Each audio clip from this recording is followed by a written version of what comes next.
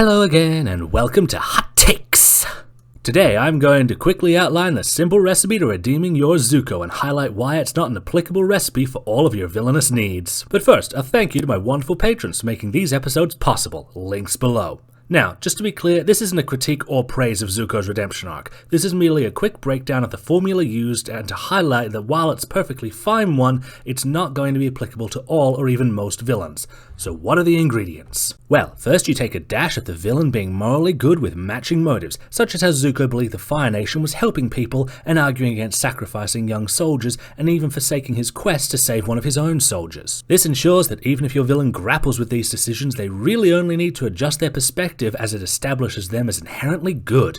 Next, you ensure your villain gets plenty of focus and a sympathetic base to grow from. The second episode makes it clear Zhao is a bigger, more evil villain than Zuko, that Zuko wants his dad to love him and is honourable, and basically establishes Zuko not as a villain but a deuteragonist who just happens to be opposing the hero. Finally, you mix in some never really doing any harm and threat-reducing spices. This may confuse you given Zuko's Season 2 betrayal, but ultimately all Zuko did there was persist in his pursuit. He upset the heroes, but ultimately it was Azula who felled a kingdom, killed Aang, and did all the real work. Beyond and before this, any time Zuko tries to be evil, the show has him eat dirt shortly afterwards to ensure he looks silly, thus reducing his threat. His most successful villainous acts were his troops starting some kinda bad fires on Kyoshi, but he was fighting the warriors and it never got held against him and is stopped almost immediately. His most successful crime is stealing an ostrich horse from a poor family, which dick move, but still. Besides that, even his scheme with Combustion Man never really amounted to any permanent damage, and he's also on the scene to try and fix it.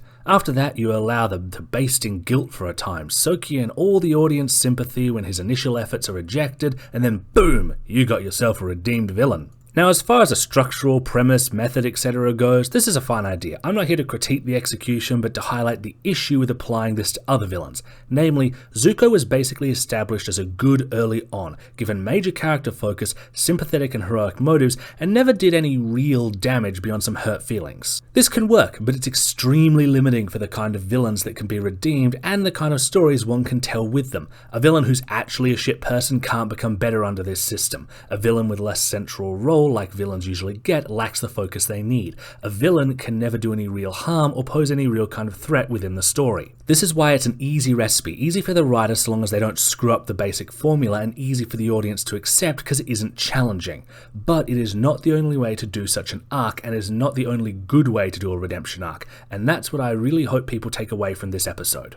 If you would like to help support these episodes and get early access to scripts, videos, stories and art, please hit up my Patreon. If you would like to commission 3D art, please swing by my coffee and we can chat. For now though, that's all. Thanks for stopping by.